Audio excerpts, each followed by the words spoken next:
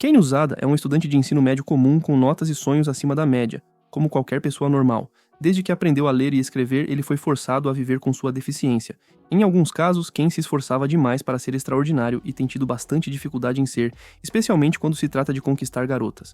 Tendo se esforçado tanto e falhado miseravelmente em ser extraordinário, Ken desistiu e desenvolveu uma espécie de inveja daqueles que se destacam facilmente. Entre as pessoas que Ken odeia, estão os dois alunos mais populares de toda a escola, a presidente do conselho estudantil Suzune Inukami e seu vice-presidente, ou assistente, Kazuki Ryuzen. Não se pode culpar Ken, pois praticamente todos na escola o adoram os dois, ou simplesmente os odeiam sem motivo aparente.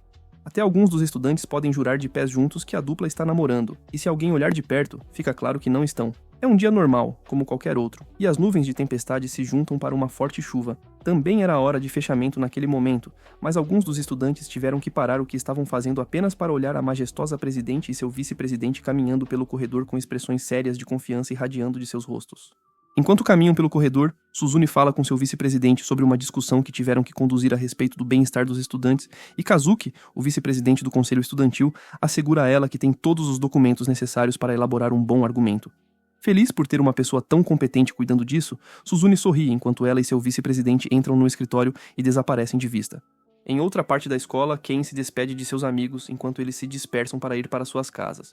Uma vez que seus amigos se foram, Ken olha para o nada e se lembra de como sua vida é sem valor no momento. Ele continua andando até encontrar um ninho de pássaros no canto de uma parede. Após uma inspeção minuciosa, ele percebe o quanto os pássaros estão famintos e decide fazer o trabalho do senhor, pegando uma escada, alcançando os pássaros e alimentando-os com ração. Quando termina, ele desce e começa a se perguntar como sua vida seria diferente se de repente tivesse poderes e se tornasse extraordinário, sabendo muito bem que isso era impossível. Ken rapidamente descarta o pensamento e corre de volta para dentro da escola, pois a chuva já está caindo. Dentro, Ken olha para o único guarda-chuva restante no suporte e considera roubá-lo. No entanto, seu lado angelical o advertiu a não fazer tal coisa. Assim, Ken decide sentar e esperar até que a chuva pare antes de voltar para casa. Depois de esperar por 30 minutos inteiros e pensar em como as coisas seriam legais se ele tivesse magia, a chuva continua caindo, e ele fica irritado. Enquanto faz birra, Suzune aparece e fala com ele pela primeira vez na vida. Ken gagueja, sem saber o que dizer, mas então Suzune pergunta por que ele ainda está na escola e até oferece um guarda-chuva. Como esperado, Ken, que não conseguia nem construir uma frase, diz a ela para não se preocupar com ele, e que tentará chegar em casa o mais rápido possível, mesmo que isso signifique se molhar na chuva. Suzune, no entanto, impede-o de ir para casa na chuva, e está prestes a oferecer para ele ir com ela quando Kazuki, seu vice-presidente, aparece e chama Ken pelo primeiro nome, depois de oferecer a ele um dos guarda-chuvas extras. Surpreso, Ken agradece a Kazuki e aceita a oferta de ir para casa com eles. Juntos, os três esperam a chuva passar um pouco enquanto conversam e se provocam.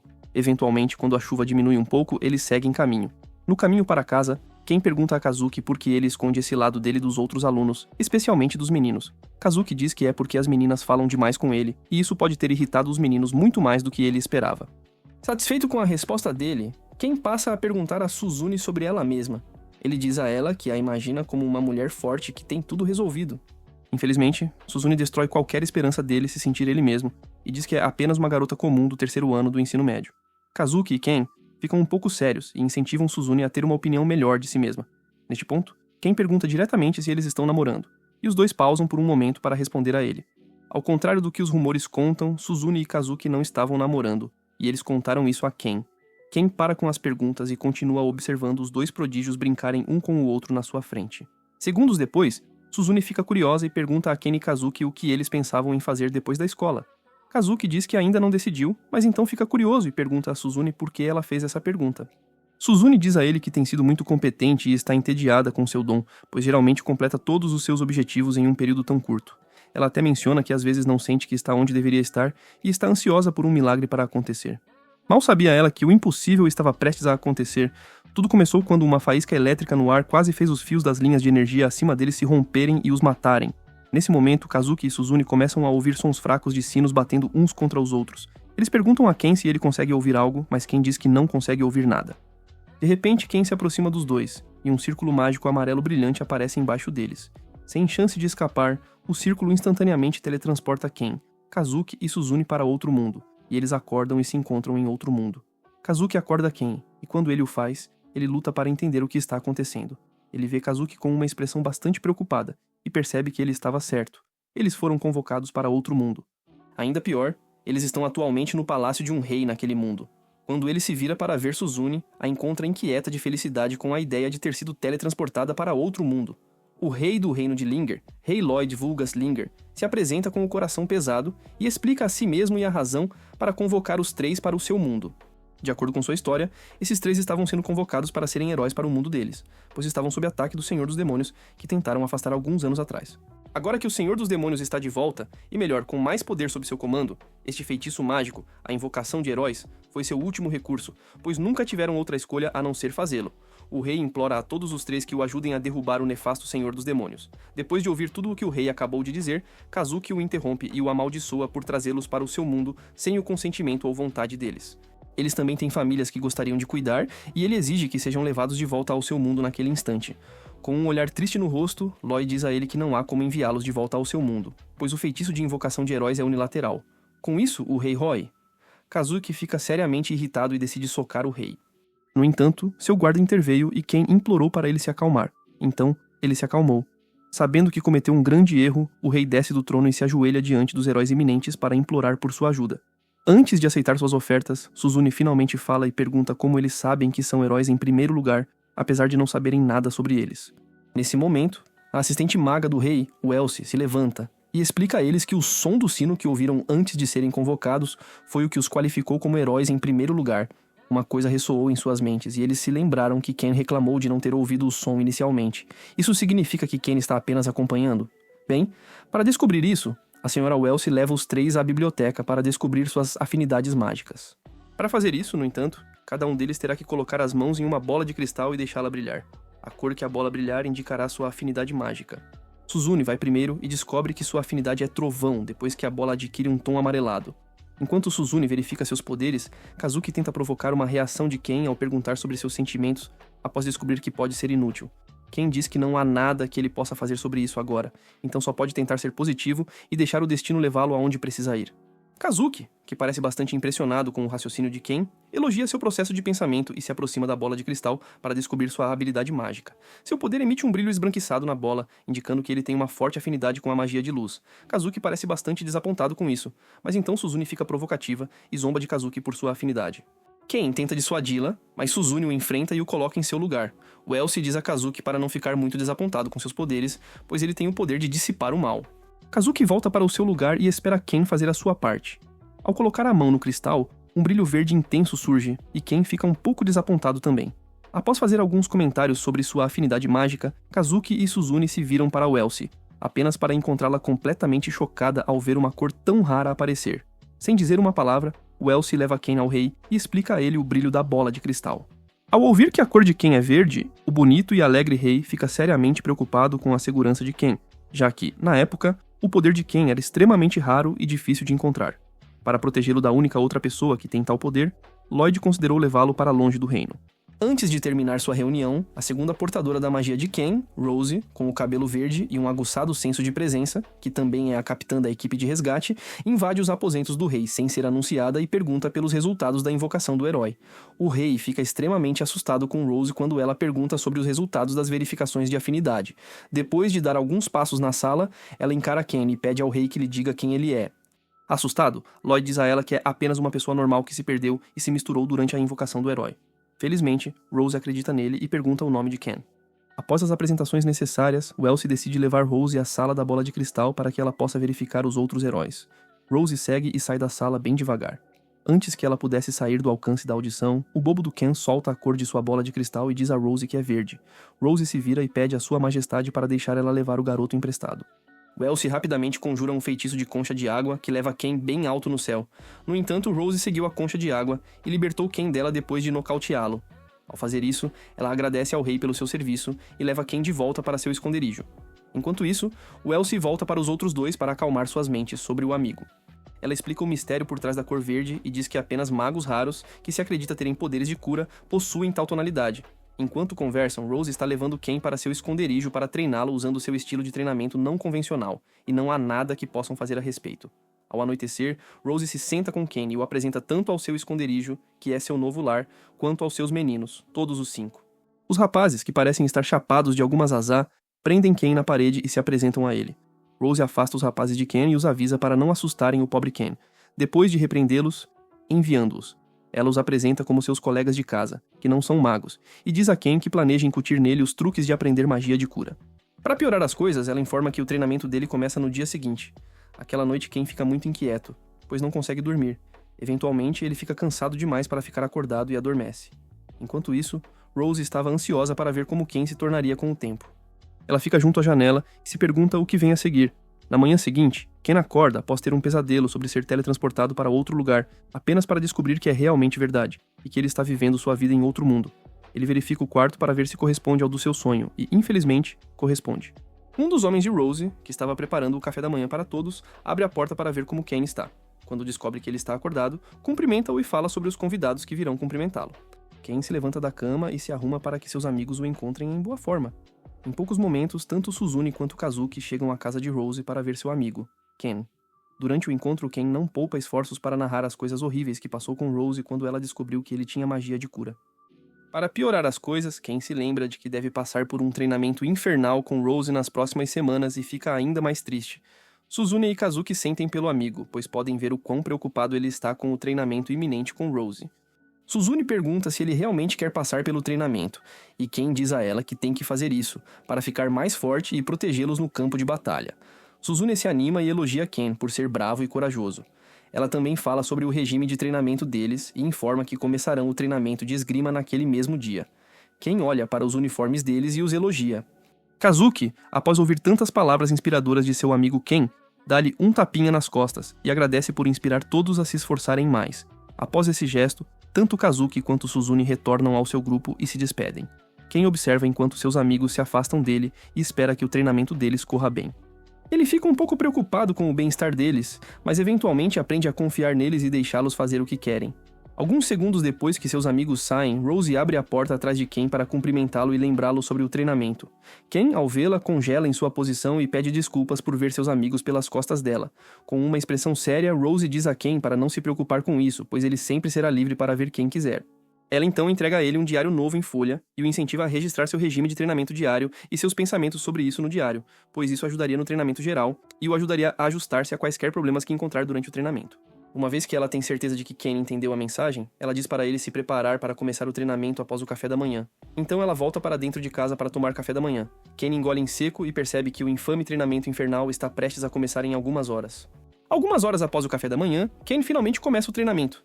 Antes de seu regime de treinamento começar, Tong e os outros servos de Rose lhe contaram sobre o inferno que ele vai enfrentar quando finalmente começar. No entanto, Ken estava bastante otimista sobre as coisas, já que não pareciam ser muito ruins desde o início. Infelizmente, ele logo descobre o quanto estava errado ao pensar isso. Para começar seu treinamento, Rose o apresenta ao conceito de mana e diz que seu treinamento se concentraria exclusivamente em como manifestar o mana em magia de cura e usá-lo para ajudar seus camaradas no campo de batalha. Depois de se certificar de que ele entende o que é mana, Rose o leva para dentro e mostra-lhe um livro específico contendo informações sobre lugares importantes e localizações do exército do Rei Demônio e do Reino Linger. Ken descobre por que Linger sempre foi o primeiro reino que o Rei Demônio atacou, já que é seu vizinho. Rose também explica as outras coisas que Ken pode esperar encontrar no livro, que podem ser raças e demônios. Ken passa o primeiro dia inteiro lendo o livro de página a página. No segundo dia, Ken correu como um louco. No terceiro dia, ele continuou correndo até seus músculos ficarem doloridos e suas pernas cederem. Rose apareceu e deu uma revitalizada em suas pernas com sua magia de cura. Ken faz uma birra por alguns segundos e depois fica um pouco surpreso ao descobrir que suas pernas foram curadas. Ele continua correndo até o final do dia.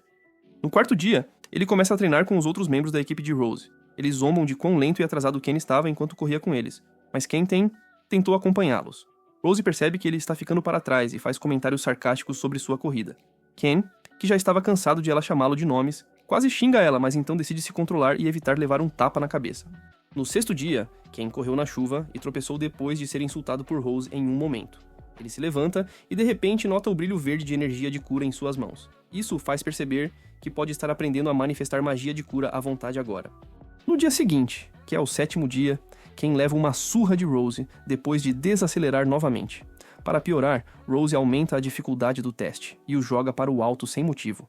No nono dia, Ken aprende a usar sua magia de cura para curar suas nádegas, já que continua apanhando de Rose. Pouco a pouco, ele aprende a importância de usar magia de cura para curar todo o seu corpo. Logo, ele começou a incorporar lentamente a magia de cura em todo o seu corpo, e às vezes mantinha a magia fluindo lentamente em seu corpo para mantê-lo de pé. De repente, a vida ficou muito mais fácil para ele, pois agora encontrou uma maneira de curar rapidamente seus músculos quando ficavam muito doloridos para se mover. Uma coisa incomodava Ken, e é o fato de que ele tem corrido desde que começaram o treinamento. Ele começou a questionar o regime ao qual estava se acostumando e desejava que houvesse algum tipo de reviravolta. Ele não pode passar todo o tempo de treinamento correndo e achar que está satisfeito, pode? De qualquer forma, Ken mantém a boca fechada e decide confiar que sua mestra Rose fará a coisa certa. No dia 10, Ken corre 30 voltas a mais do que antes e quase morre durante este regime de treinamento. No dia 11, Rose adiciona flexões ao regime de treinamento de Ken. Depois de fazer 819 flexões de uma vez, ele começa a usar magia de cura para curar seu corpo. Enquanto continua suas flexões, Rose finalmente lhe diz o motivo pelo qual seu regime de treinamento é assim. Ela estava treinando seus músculos para serem muito fortes, para que ele pudesse correr o mais rápido possível no campo de batalha e salvar mais pessoas em um tempo limitado. Ken pensa nas palavras dela e continua fazendo suas flexões. No dia 12, ele correu até a tarde e depois terminou seu treinamento do dia com flexões. A vida ficou um pouco mais fácil para Ken, pois ele notou seu corpo ficando cada vez mais leve a cada dia que passava. No dia 13, Rose dificulta as coisas novamente, fazendo Ken correr com pesos no corpo. Ele conseguiu passar por aquele dia sem se abalar, mas no dia seguinte, alguém faz o impensável com o almoço de Ken. Ken tinha acabado de fazer uma pausa naquele dia apenas para descobrir que seu almoço tinha sido comido por um dos caras da Rose. Ainda pior, o cara se vangloria de ter comido o almoço de Ken, o que o irrita ainda mais. Irritado, Ken destrói todo o refeitório e persegue os caras por todo o campo para pegá-lo e dar uma surra nele. Cerca de uma semana depois, Kazuki e Suzune, escoltados pela princesa do reino de Linger, Celia, e pelo chefe dos cavaleiros do reino, vieram novamente para outra visita. Ao chegarem à terra de Rose, encontram-na sentada em uma laje de concreto que ela colocou nas costas de Ken. Pelo que parece, Rose tinha melhorado o regime de flexões dele e estava prestes a tornar as coisas ainda mais difíceis para o pobre Ken Usato. Ela desce da primeira laje de concreto e bate outra nas costas dele. Kazuki e Suzune olham para o amigo em choque, ao perceberem o quanto Ken ficou forte em tão pouco tempo. Suzune olha para os músculos insanos de Ken e Baba sobre o quão bem definidos eles estão. Siglos fica irritado com o regime de treinamento desumano que Rose estava fazendo seu aluno passar. Rose, no entanto, diz a Siglos para não se preocupar com alguém como Ken, pois ele precisa ser capaz de lidar com esse nível de treinamento se ele vai ser seu braço direito em breve. Ken, que nunca soube que Rose tinha tais intenções, fica chocado ao ouvir a notícia da boca de sua mestre. Continuando, Rose menciona algumas das incríveis qualidades masculinas que encontrou no corpo de Ken e diz para ele fazer uma pausa para comer com seus amigos e a princesa. Enquanto caminham para outra parte da floresta, Siglos repreende Rose e espera que ela volte a ter juízo. Enquanto isso, Ken e seu grupo se acomodam debaixo de uma árvore para almoçar. Ken fica um pouco confuso e pergunta quem é a jovem que está com eles. Celia pede desculpas por sua grosseria e se apresenta formalmente como a princesa do reino de Linger. Ao ouvir isso, Ken fica muito arrependido por não ter prestado seus respeitos desde o início e até se ajoelha para implorar por misericórdia. No entanto, a princesa Celia ri e diz a Ken para não se preocupar tanto com as formalidades. Em vez disso, ela o aconselha a se concentrar-se no bolo de pão finamente tecido que ela assou especialmente para o piquenique deles. Os três amigos cortaram o bolo de pão e desfrutaram de algumas fatias. Durante a refeição, Ken pergunta aos amigos sobre o regime de treinamento com Sir Siglos. Kuzaki conta a ele sobre o regime de treinamento e também como o treinamento é mais humano em comparação com o que ele passa com Rose. Kazuki pede desculpas ao amigo por ter que passar por um regime tão difícil enquanto eles têm as coisas fáceis, mas então Ken diz a ele para não se desculpar por algo que ele parece gostar. Suzune, que estava olhando para Ken o tempo todo, abre a camisa dele sem permissão e expõe seu abdômen definido. Ao vê-los, Suzune fica muito impressionada. Ken conta aos amigos sobre seu divertido regime de treinamento e até mostra um pouco de seu poder, assegurando-lhes que estará lá para eles quando as coisas ficarem difíceis. Suzune tenta agir como uma garota normal, mas acaba agindo de forma estranha e fazendo seus colegas rirem dela. Minutos depois, o cara que comeu a comida do Ken alguns dias antes aparece com uma oferta de paz. Ken dá uma última olhada no cara que trouxe a oferta de paz e a rejeita. Ken se levanta com uma expressão dolorida no rosto e avança contra o cara com intenção assassina. Juntos, os dois se enfrentam e se socam até ficarem cansados. Kazuki e Suzune ficam um pouco felizes ao ver seu amigo indo muito bem.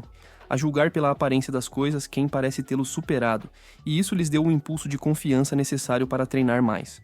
Ao anoitecer, Ken examina seu corpo e percebe que Suzune está certa sobre tudo. Seu corpo e força haviam melhorado muito mais do que ele imaginava, mas havia um pequeno problema com Ken, e ele pensou sobre isso mais uma vez naquela noite. Será que ele realmente tem a fortaleza mental para corresponder ao tipo de corpo que está construindo? Ken deixa a pergunta sem resposta e vai para a cama. No dia seguinte, Rose finalmente leva Ken na famosa viagem que costuma fazer com seus trainees para mostrar a brutalidade do mundo exterior e também para completar o treinamento deles para torná-los bons soldados. Rose sai para encontrar um dos guardiões, Thomas, e o convence a abrir os portões para ela. Uma vez que isso acontece, Rose leva Ken em uma longa viagem à floresta. popularmente conhecida como a escuridão de Linger. Agora, para passar em seu teste final, Ken deve entrar na floresta e capturar um grande urso pardo. Se ele não conseguir fazer isso, então ele falha no teste.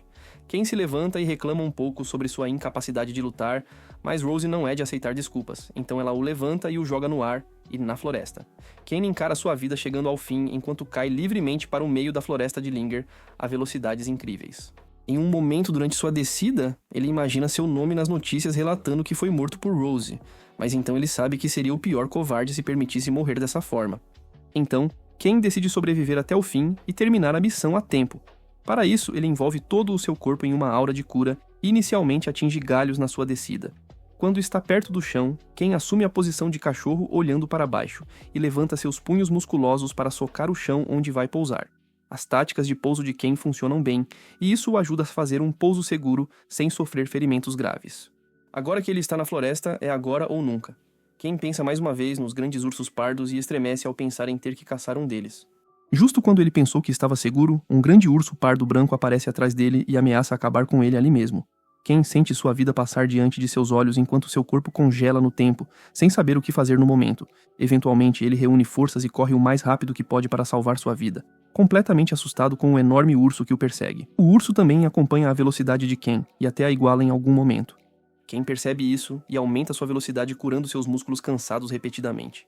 Mesmo depois de fazer isso, o urso ainda o alcançou, ameaçando derrubá-lo. Neste ponto, Ken sabe que a situação vai piorar.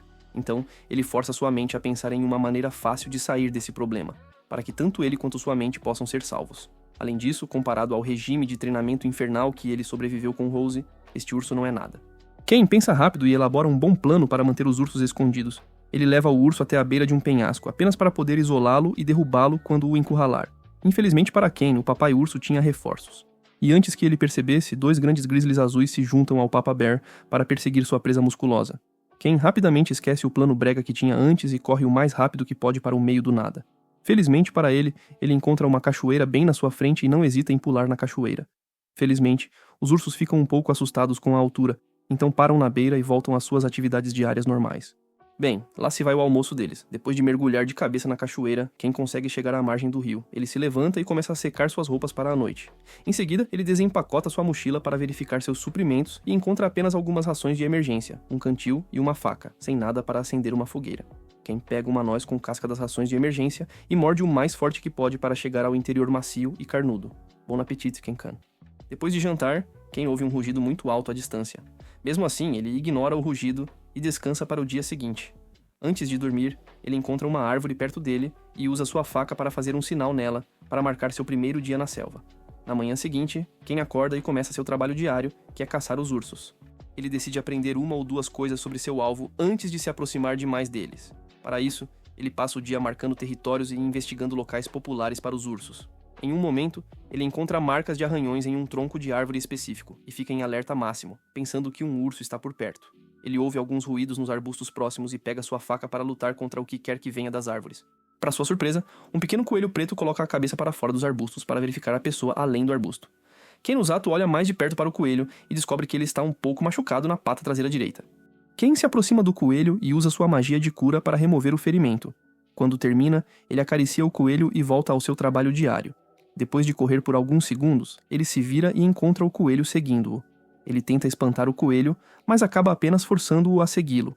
Eventualmente, Ken se acostuma com o coelho e, com o tempo, pede ao coelho para mostrar onde vivem os grandes ursos. O coelho, que surpreendentemente ouviu o que Ken tinha a dizer, volta e leva Ken ao local dos grandes ursos. Lá, Ken encontra os ursos dormindo pacificamente em suas tocas. Ken fica lá o máximo que pode e estuda tudo o que há para estudar sobre os grandes ursos antes de encerrar o dia. Pelo que ele pôde perceber, os grandes ursos pardos vivem em grupos. Mas, novamente, Ken não conseguia entender por que esse grupo específico escolheu ficar junto como uma família. Infelizmente, Ken não conseguiu obter sua resposta. Ele retorna a um rio próximo e enche sua garrafa de água para a noite, apesar de ter dúvidas sobre a limpeza do rio. Claro, a água parece limpa, mas Ken suspeita que possa estar contaminada por germes. O coelho continua seguindo-o por onde quer que vá, e isso diverte Ken um pouco, que continua sua pesquisa pelo resto do dia. Ken faz uma pausa em um momento e bebe a água do rio. Minutos depois, seu estômago é quase dominado por uma terrível dor de estômago. Ele tenta usar magia de cura para curá-lo imediatamente, mas infelizmente para ele, isso não ajudou em nada. O coelho entende sua situação e decide ajudá-lo na próxima vez que ele estiver de pé. Depois de normalizar seu estômago, o coelho leva Ken a um lago muito isolado na floresta. Lá, Ken encontra água potável e toma um gole. Ele se vira para agradecer ao coelho por ajudá-lo com seu problema de água, mas então encontra o coelho olhando em outra direção. Ele tenta chamar o coelho para lhe contar o que está acontecendo, mas o coelho parece muito concentrado no que o está incomodando.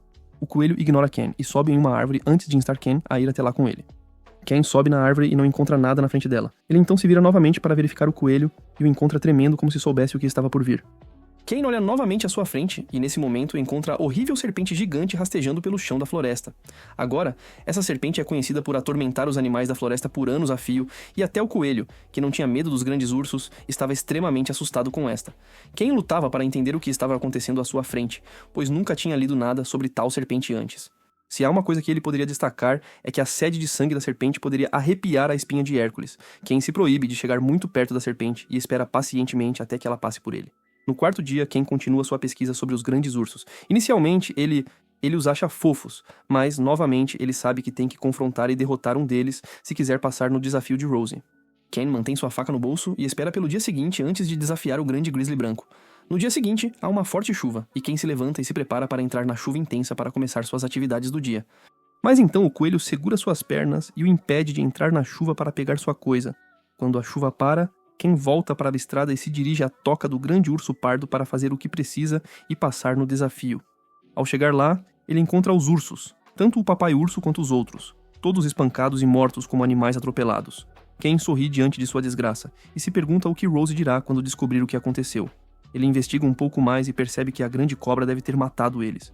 Desta vez, não os matou por comida e sim apenas por esporte. Nesse momento, um dos filhotes de urso apareceu de trás da rocha, onde estava escondido, e caminhou até sua mãe morta para verificar como ela estava. Ken testemunha o pobre filhote de urso gemer sobre sua família morta e promete vingar as mortes dos ursos matando a cobra. Ele fica tão consumido pela raiva que entra em modo de ataque e continua avançando na floresta para procurar a cobra. Enquanto isso, Kazuki e Suzune visitam a casa de Rose para ver como está a amiga. No entanto, eles ficam chocados ao descobrir que Ken está fora de casa há 10 dias seguidos. Kazuki fica um pouco preocupado e se dirige à floresta para encontrá-lo. No caminho, Suzune diz a ele para não se preocupar muito com Ken, pois ele é um rapaz crescido e pode se cuidar. Além disso, este é um teste dado a ele por Rose, então não deve haver muito a temer. Kazuki se acalma após ouvir as palavras de Suzune e decide depositar sua fé no poder de Ken. Ken, por outro lado, come e engole o máximo de comida que pode para preparar seu corpo para a luta iminente contra a serpente. Depois de afiar uma estaca de madeira, Ken pede ao coelho para levá-lo até o local da serpente. O coelho fareja um pouco e leva Ken até o lugar da serpente. Ken encontra o filhote do dia anterior mordendo o corpo da serpente e junta-se a ele para atacar a serpente. Após alguns desvios e afins, Ken consegue acertar o olho da serpente. A serpente reage à dor e empurra Ken para trás. Ken leva um L na maior parte e avança para outro golpe. Desta vez, a serpente crava suas presas na mão esquerda de Ken e permanece assim na maior parte. Ken, que também tinha sua faca naquela mão, enfia-a no céu da boca da serpente até que ela solte sua mão. Ken sentiu o efeito do veneno da cobra por um tempo, mas então rapidamente o curou com sua magia de cura. Em seguida, ele fortalece seus músculos para um ataque final e acaba golpeando a cabeça da serpente até ela parar de se mover.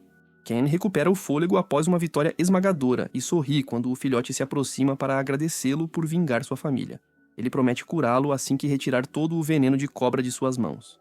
Quando ele pensou que nada poderia piorar, a serpente se levanta para uma rodada final para acabar com Ken de uma vez por todas.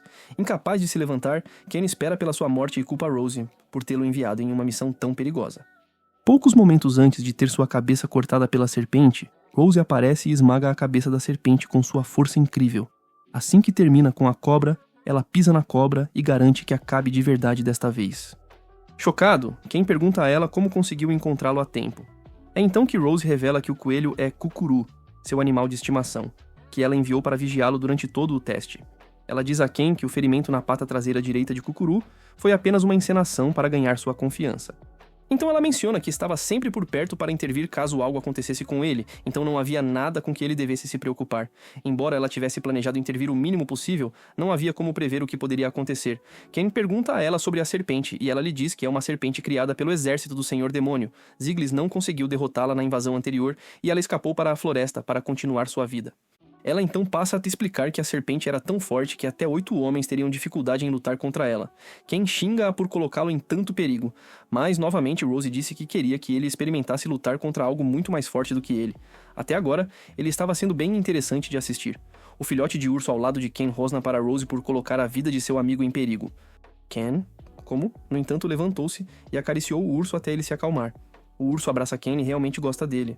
Rose leva o urso pardo com eles para que ele possa treinar para ser o animal de ataque de Ken e ficarem mais fortes juntos. Rose levanta todos com uma mão e lembra Ken das coisas terríveis que ele disse a ela no momento de sua morte. Ela ameaça tirar o sono dele por uma noite e depois passa por ele. Naquela noite, Rose finalmente promove Ken a ser seu ajudante e o incita a se preparar para segui-la ao próximo campo de batalha, pois ela tem a sensação de que o Rei Demônio atacará o reino de Lingre em breve. Por volta dessa época, o Rei Demônio saúda sua comandante suprema, Amila, e diz a ela para apressar o plano de invasão contra o reino de Linger. Ken, após descobrir sobre a guerra iminente, pede a Rose para esclarecer as coisas um pouco. Rose lhe conta sobre seu trabalho no campo de batalha, informando que ele trabalhará com ela na linha de frente para curar os feridos no local, para que possam continuar lutando até a batalha terminar. Ela também diz que eles fariam parte da vanguarda e trabalhariam incansavelmente para levar inimigos da linha de frente para as estações de cura na retaguarda para mantê-los vivos. Ao ouvir isso, Ken fica um pouco mais curioso do que antes e pergunta a Rose sobre o que acontece com Tong e os outros. Rose diz a ele que há outros, mas novamente Ken parece ser o melhor homem para o trabalho no momento. Ken diz a ela que sente que ainda não está pronto e que ainda precisa de mais treinamento. No entanto, Rose diz a ele que está tudo bem sentir-se assim, mas por outro lado, ele deve se preparar no pouco tempo que resta antes que o exército do Senhor dos Demônios invada Linger. Enquanto isso, o Rei Demônio instrui sua terceira comandante, Amila, sobre o próximo curso de ação a tomar nesta guerra, para que não repitam erros passados e deixem Linger vencer. Para encerrar a reunião, ele lembra Amila sobre sua seriedade e pede que ela sorria um pouco mais. Com isso, ele a dispensa e a deixa sair do seu quarto. Logo fora do quarto do Senhor dos Demônios, Hiriluk, o médico demônio e inovador do Rei Demônio, aparece para provocar Amila sobre o quão preocupada ela parecia depois de se encontrar com o Senhor dos Demônios. Amila diz para ele cuidar da própria vida e parar de se meter onde não é chamado. Então, ela caminha na direção oposta para continuar fazendo suas coisas.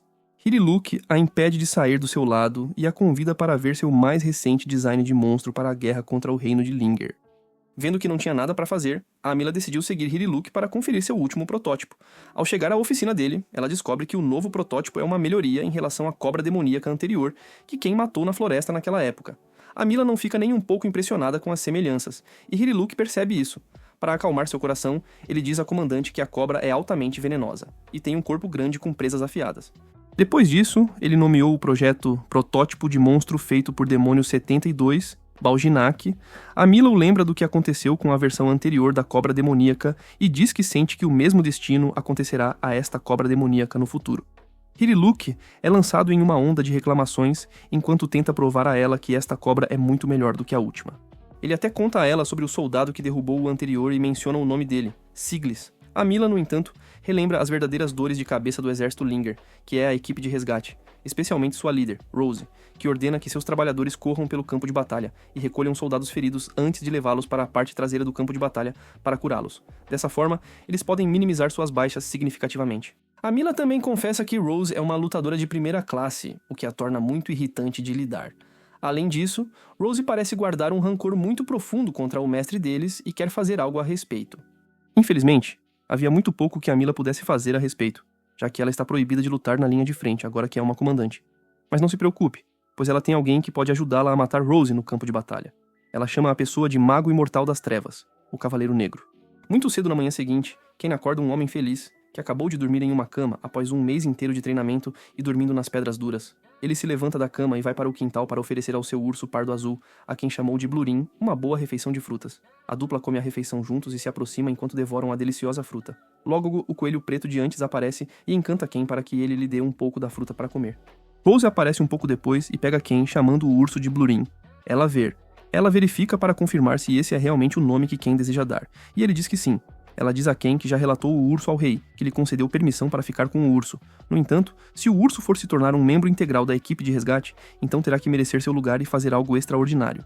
Rose então dá ao urso um olhar ameaçador que o faz se encolher de medo apenas com seu olhar audacioso.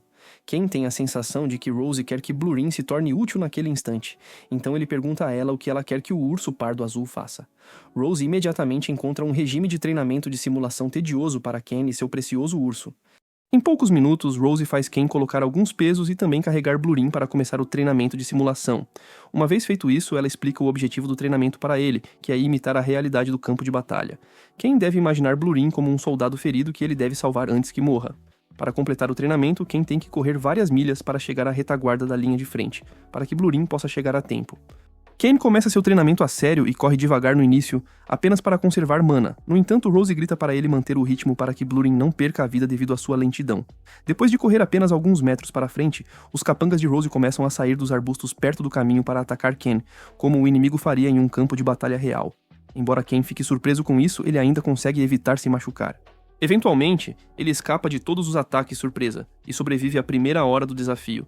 Justo quando ele pensava que estava fora de perigo, outro dos capangas de Rose aparece do subsolo e balança suas espadas de madeira contra ele. Ken desvia da espada e encontra o Mestre Skunk pela frente. Ele manobra seu caminho e continua avançando para a volta final da corrida.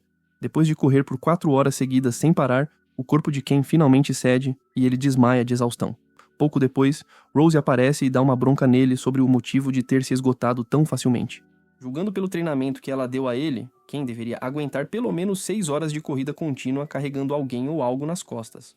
Quando ela termina, ela coloca as mãos na testa dele e o cura enquanto lhe diz para adquirir a fortaleza mental e a determinação necessárias para continuar correndo pelo campo de batalha.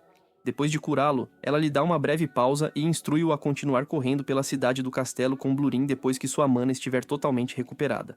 Ken passa a próxima hora reunindo sua mana e, quando a recupera totalmente, continua correndo pela cidade com Blurin nas costas. Inicialmente, os aldeões ficam um pouco assustados com o cara estranho correndo pela cidade com um urso nas costas, mas então eles notam o uniforme que Ken está usando e percebem que ele é de Rose, a médica louca que cura.